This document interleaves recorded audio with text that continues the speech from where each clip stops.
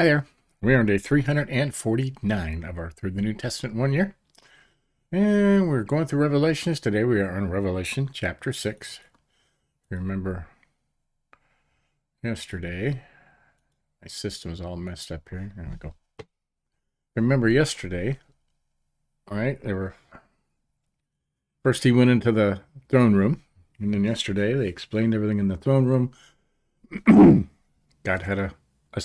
God had a scroll in his hand with 7 seals on it. No one was worthy to break the seals. And then they said the Lamb is worthy to break the seals. And they were all happy and worshiping the Lamb, right?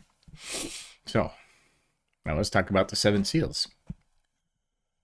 Now I watched when the Lamb opened one of the 7 seals, and I heard one of the 4 living creatures say with a voice like thunder, "Come." And I looked, and behold, a white horse.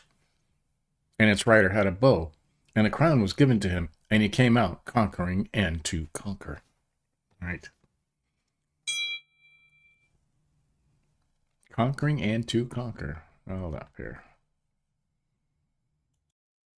Right. When he opened the 2nd seal, I heard the 2nd living creature say, "Come." And out came another horse, bright red. Its rider was permitted to take a piece from the earth so that people should slay one another, and he was given a great sword. You think some of this is going on now? Yeah, maybe, huh? When he opened the 3rd seal, I heard the 3rd living creature say, "Come." And I looked, and behold, a black horse, and its rider had a pair of scales in his hand. And I heard what seemed to be a voice in the midst of the 4 living creatures saying, "A quart of wheat for a denarius, and 3 quarts of barley for a denarius, and do not harm the oil and wine." Now, there's lots of explanations for this stuff, right? But we're just reading. Hey, when he opened the 4th seal, I heard the voice of the 4th living creature say, "Come." And I looked, and behold, a pale horse, and its rider's name was Death, and Hades followed him. And they were given authority over 1/4 of the earth to kill with sword, and with famine, and with pestilence, and by wild beasts of the earth. Right? Sword, famine, pestilence, and wild beasts. Wow.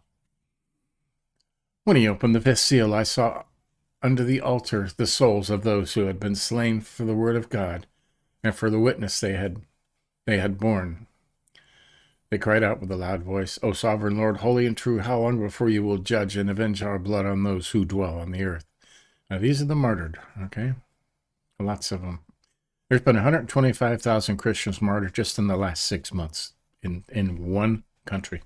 So, and there would be a lot of those. Then they were each given a white robe and told to rest a little longer until the number of their fellow servants and their brothers should be complete, right? Who were killed as they themselves had been, right? Not over yet.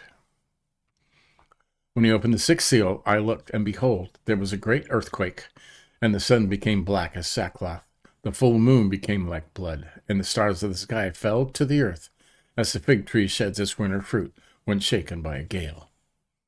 The sky vanished like a scroll that is being rolled up, and every mountain and island was removed from its place.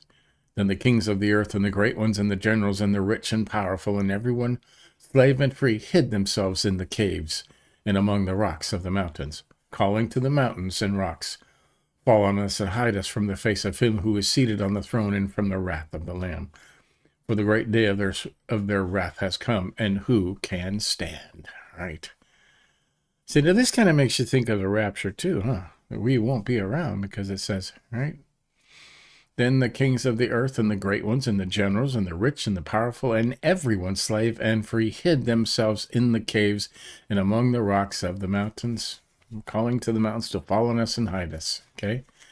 Christians won't need to do that, because we will know what's going on. Right? Hopefully we will see it from up above. Right? So there you go. That's Revelation 6. Lots of stuff. Okay? 6th seal. Okay. And tomorrow, right, 144,000 of Israel sealed. Okay, that's a whole other story. So there you go. That's Revelation 6. Good stuff, right? Good stuff, right? And like I said, there are books, and I did a very long study on it a couple of years ago, that back in the playlist somewhere.